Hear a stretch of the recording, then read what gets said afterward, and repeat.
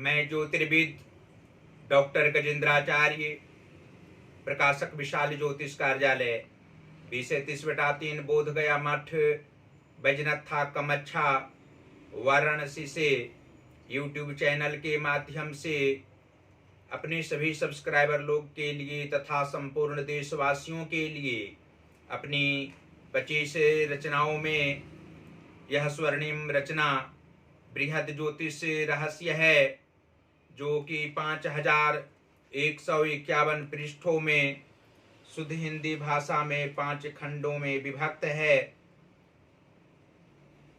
इस ज्योतिष महाग्रंथ को लिखने में इतनी कलम अर्थात 525 कलम लगी है और 5005 कुंडलियों से युक्त यह ज्योतिष महाग्रंथ है।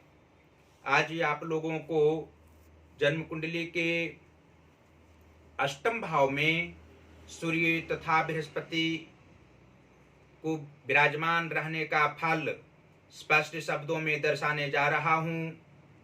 जन्म कुंडली का अष्टम भाव में सूर्य एवं बृहस्पति के मेल से जातक का भाग्य चमकता है, लेकिन अपने ही लोगों से बरबस तनाव भी रहा करता है।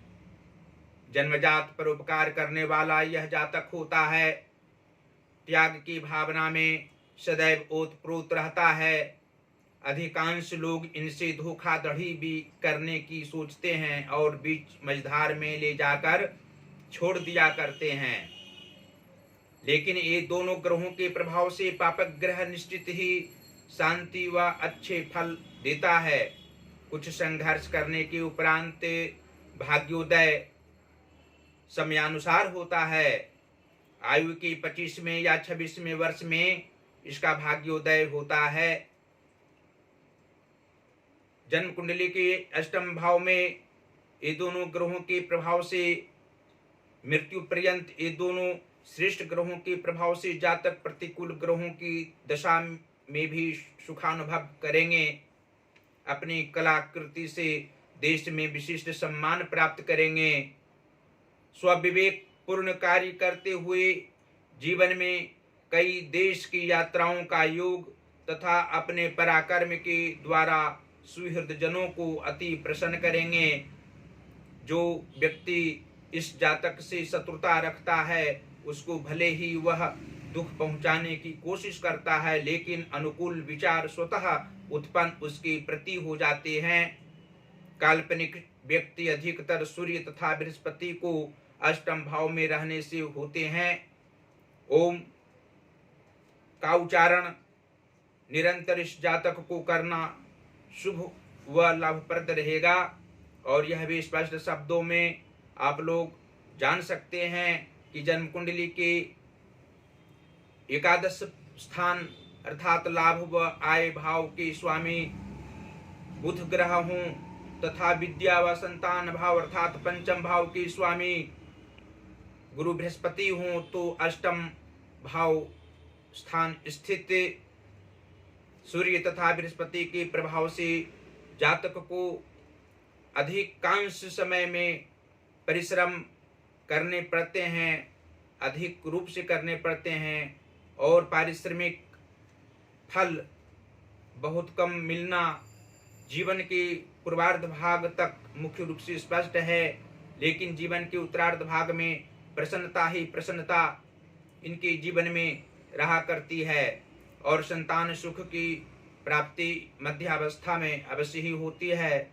इनकी संतान मध्यावस्था के उपरांत सेवा शुश्रूषा ज्यादा करने वाले होते हैं, इनकी विचारों पर चला करते हैं, इनकी भावनाओं को समझने वाले होते हैं और जन्म कुंडली के कर्म भाव के स्वामी सूर्य हों तथा मातृ व सुहृद भाव के स्वामी शनि ग्रह हों तो अष्टम स्थान स्थित सूर्य तथा बृहस्पति के प्रभाव से जातक को 22वें वर्ष की अवस्था से कर्म क्षेत्र में धनोपार्जन करने की इच्छा रहा करती है और 24वें वर्ष के उपरांत सही रूप में धनोपार्जन करने लगते हैं और इनकी माता इनके विचारों पर चलने वाली होती हैं। मातृ प्रेम इनके अंदर अवश्य ही सभी अवस्थाओं में सन्निहित समाहित रहता है। और जन्म कुंडली के भाग्य भाव के स्वामी चंद्रमा हों तथा धन भाव के स्वामी गुरु बृहस्पति हों तो अष्टम स्थान स्थित सूर्य तथा बृहस्पति के प्रभाव से जातक को भाग्य साथ प्रत्येक काल में देता है। जीवन की अंतिम अवस्था में भी इनको मानसिक सुख, पारिवारिक के क्षेत्र में मिलना और सहानुभूति देने वाले भी इनके बहुत लोग होते हैं। आत्मिक सुख की प्राप्ति अवश्य ही होती है। धन का अभाव किसी भी काल में नहीं रहता है। और अंत में आप लोग ज्ञात कर सकते हैं, समझ सकते हैं, जन्म कुंडली के सप्तम भाव के स्वामी शुक्र ग्रह हों तथा लग्नेश मंगल ग्रह हों तो अष्टम भाव स्थित सूर्य तथा बृहस्पति के प्रभाव से पारिवारिक क्षेत्र में आत्मिक सुख कभी कभी ज़्यादा प्राप्त होना, लेकिन मानसिक परेशानियों में भी जातक अशुभ काल में घिरे हुए रहते हैं। शारीरिक क्षमता इनको कम कभी नहीं होती है, आयु कम इनकी नहीं होती है, मध्यावस्था के उपरांत इनकी मृत्यु होती है। और जन्म कुंडली के नीच भावों में यदि शुभ ग्रह मार्गी ग्रह बैठे हों तथा उच्च भावों में पाप ग्रह बैठे हों तो अष्टम भाव स्थित सूर्य तथा बृहस्पति के प्रभाव से जातक को मानसिक परेशानी अवश्य ही आकस्मिक रूप में किसी भी काल में आ सकती है। शारीरिक कष्ट होना तथा आर्थिक क्षति भी पहुंच सकती है। इसके लिए भगवान श्री गणेश की आराधना ध्यान करना जातक के लिए उत्तम बात रहेगी। साथ ही हनुमान जी की आराधना ध्यान करने से भी मानसिक कष्ट कम होगा। और पीपल वृक्ष में जल दान प्रातः काल में देने से भी पारिवारिक सुख जातक को प्राप्त होंगे।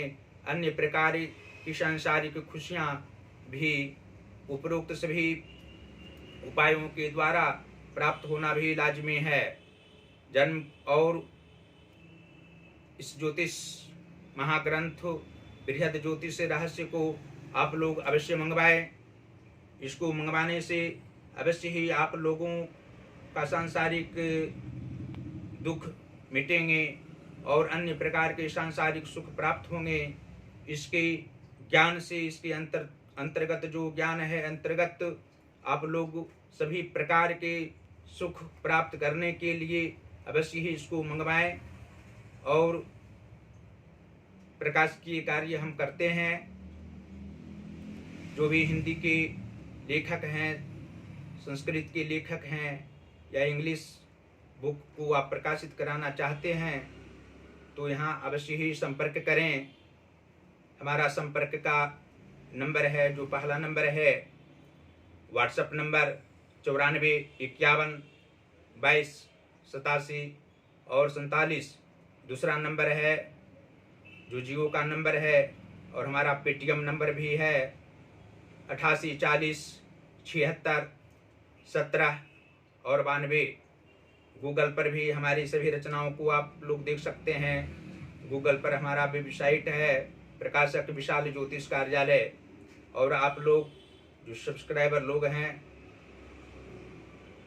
यदि अपने साथ साथ अन्य जनों को भी हमारी वीडियो को आप लोग दिखाते हैं तो ज्योतिष का ज्ञान यदि उन लोग को होगा तो हमको आत्मिक खुशी होगी। फेसबुक पर भी हमको आप लोग सब्सक्राइबर लोग के अलावा अन्य जन भी सब देख सकते हैं। जो फेसबुक का आईडी नंबर है गजेंद्राचार्य ज्योतिर्विद, इस आईडी को खोलेंगे तो फेसबुक पर हमारी वीडियो को अवश्य ही आप लोग देख पाएंगे। और जो हमारा ज्योतिष महाज्ञान चैनल है उसको अवश्य ही आप लोग सब्सक्राइब करें।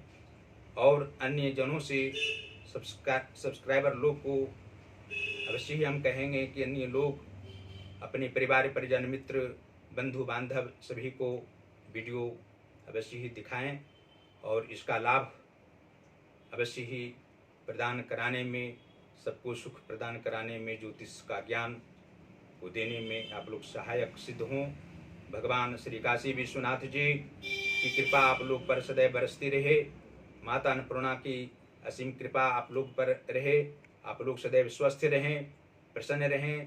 आप लोग का आशीर्वाद, आशीष, बड़े बुजुर्गों का, ज्योतिषीगण, ज्योतिषाचार्यों का आशीर्वाद मुझको मिलते रहे। धन्यवाद।